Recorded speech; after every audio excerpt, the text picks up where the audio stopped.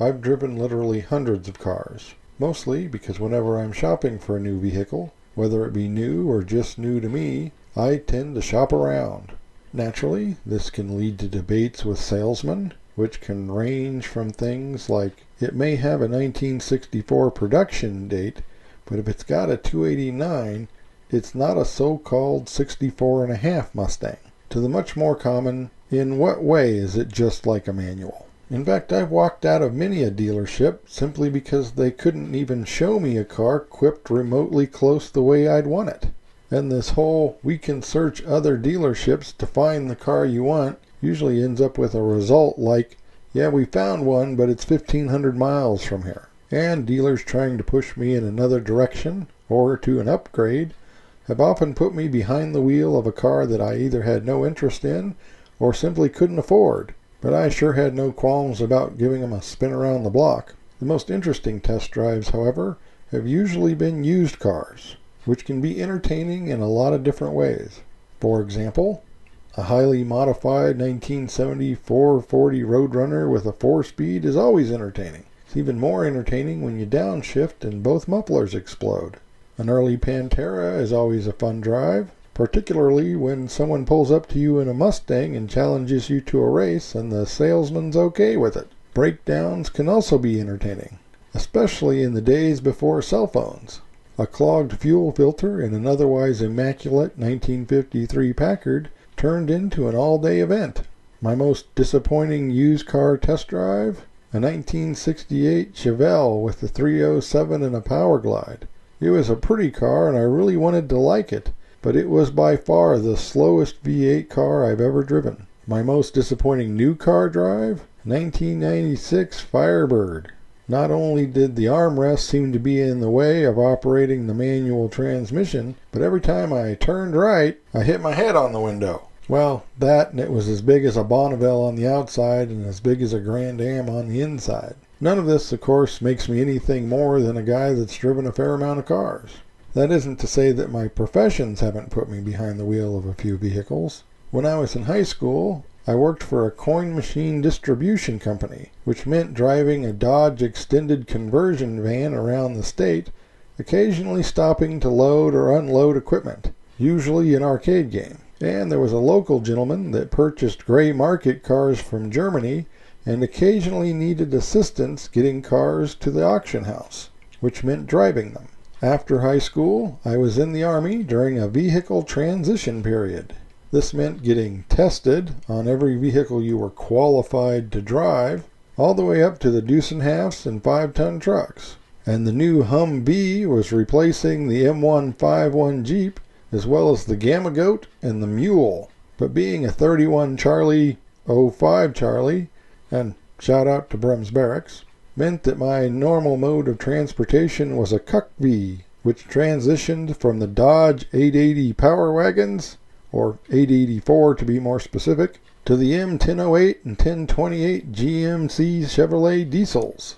Later, I would have a number of jobs that required driving, including a maintenance position with the state that involved such maintenance vehicles as a mid-60s Chevy C10 two-door wagon with a 283 and a Power Glide, as well as a 360-powered Ford F-250 Custom Ranger Explorer, because pickups can't have enough packages. At one point, I went to a truck driving school and spent a short amount of time doing long haul, which I suppose technically meant I was a professional driver, but it sure does take the joy out of it. I also spent a couple years as a forklift driver, carting around giant 3-ton racks of glass. But, as I've stated before, I am a hobbyist.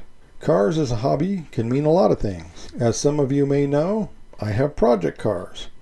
Just a few, but more than I have the time and money to work on, which I don't think is all that unusual. It can also mean participating in clubs and going to events. Events can include car shows. Some years I go to lots of car shows, some years I don't go to any. Sometimes I participate, a couple times I've even judged, but for the most part, I prefer to just walk around and see what other people have.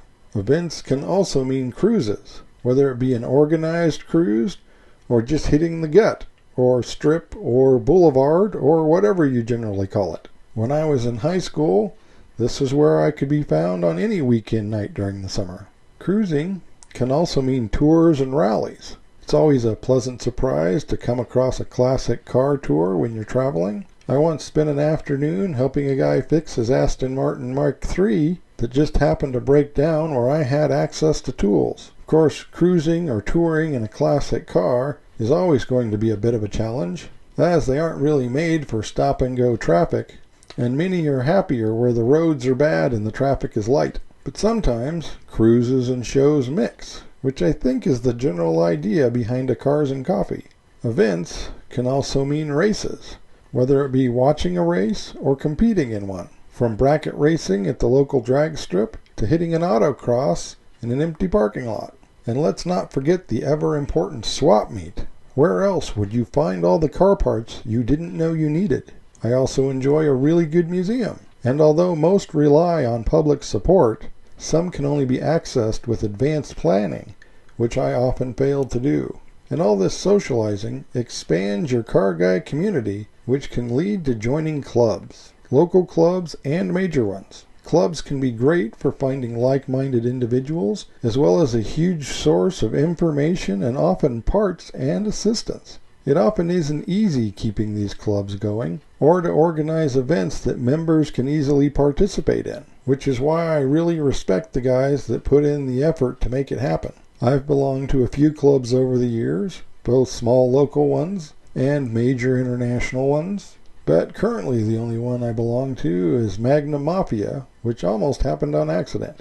But, being a bit of a nerd, I've been involved in the online car community long before ever starting this YouTube channel. In the early days, that specifically meant message boards and forums, such as Edmund's Car Buyers Anonymous. I spent so much time on Excite's auto message boards that they asked me to become an administrator. But they got bought out, and we were asked to sign an agreement that we wouldn't ever say anything negative about anything, which isn't a likely thing to happen if you're going to be honest with people. So I didn't stick around, and it doesn't seem that very many people did. But now I'm here on YouTube, something that I started out of winter boredom, and something that all of you have made worthwhile. So thank you. Hard to believe I've been doing this for a year already. The plan going forward is to strive to improve content as well as quality and move into new and exciting topics. But in the meantime, as always, thanks for watching. Don't forget to comment below, like, and subscribe.